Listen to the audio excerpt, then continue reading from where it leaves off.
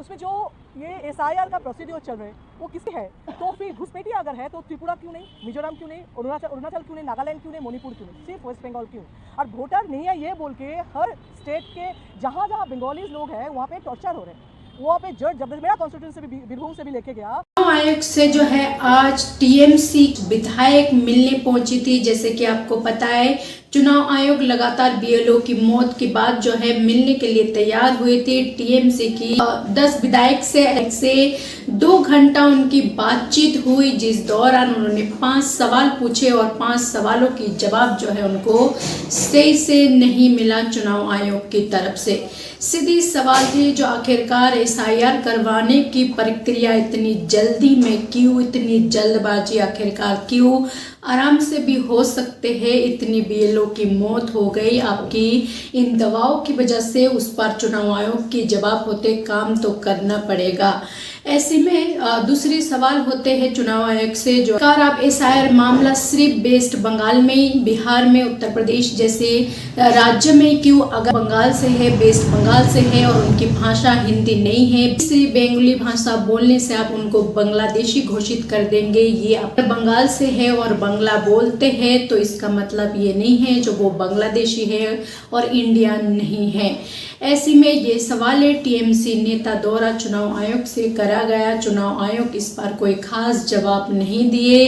काफी नाराज होते हुए टीएमसी की विधायक बाहर निकले हैं। उसमें जो ये एसआईआर का प्रोसीड्योर चल रहे वो किसकी है? तो फिर घुसपैठिया अगर है तो त्रिपुरा क्यों नहीं, मिजोरम क्यों नहीं, अरुणाचल क्यों नहीं, नागालैंड क्यों नहीं, मणिपुर क्यों नहीं, सिर्फ वेस्ट बंगाल क्यों? और वोटर नहीं है ये बोल के हर स्टेट के जहाँ जहाँ बंगालीज लोग हैं वहाँ पे टॉर्चर हो रहे हैं। वहाँ पे जज जब मेरा कॉन्स्टिट्यूंसी से भी बीरभूम से भी लेके गया वहाँ पे बांग्लादेश भेज रहे हैं। इसका कोई सोल्यूशन है ही नहीं। उनको लगे ये बांग्ला है नहीं, ये कोई डिफरेंट लैंग्वेज बोल रहे तो वो इंडियन है ही नहीं, वो बांग्लादेशी है। ये कौन प्रूफ करेगा, क्यों करेगा? उसका हिम्मत क्यों है जो ये बंगाली बोलने से आप बंगाली हो लेकिन बांग्लादेशी हो? ऐसा तो बोल नहीं सकते। सेकेंड, जो वोटर लिस्ट अभी तक जो लिस्ट के बारे में हम लोग जितना भी ऑब्जेक्शन दिया है उसका कोई रिएक्शन, कोई रिजल्ट कुछ भी नहीं आए। लेकिन अगर ये वोटर लिस्ट गलत है, अगर मान ले ये वोटर लिस्ट गलत है तो इतना जो लास्ट वोट हुआ सब गलत है। तो उस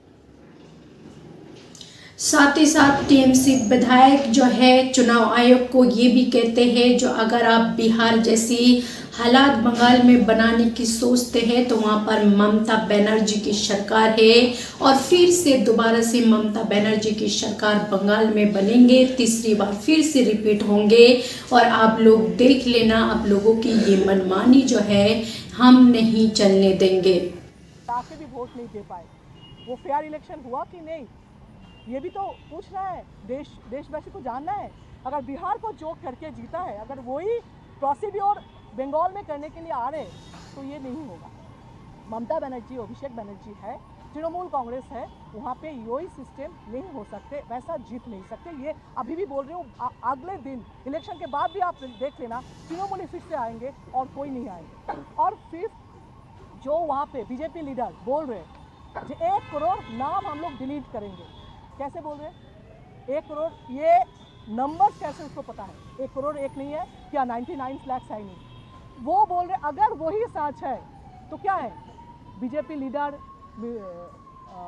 तो टीएमसी विधायकों की सीधी बार और सीधी चेतावनी बीजेपी सरकार और चुनाव आयोग को लेकर है। उन्होंने साफ तौर पे कह दिए जिस तरह से एसआईआर की मामला हमारी बंगाल में चलाए जा रहे और राज्य में क्यों नहीं, लेकिन ये सिर्फ वेस्ट बंगाल में चली जा रहे। टीएमसी विधायक आखिरकार किस पर इतना भड़के? सवाल पूछ लिए चुनाव आयोग से। हालांकि चुनाव आयोग से 2 घंटा लगातार बातचीत के बाद भी उनकी समझ सा की हाल नहीं हुई। जो 5 सवाल पूछे गए थे वो 5 सवालों के जवाब नहीं दे पाई। जैसे कि आपने सुना क्या क्या 5 सवाल थे, लेकिन आपको क्या लगते हैं जो बंगाल में इस बार ममता बनर्जी बाकी में कुछ खेला करेंगे या फिर बीजेपी इस तरह से एसआईआर की नाम पर जैसे कि उन्होंने बिहार में खेला कर दिए, भरकम वोट ले आए? आपको क्या लगता है इस पर? आपका जो भी राय है अपना राय कमेंट सेक्शन पर जरूर लिखें।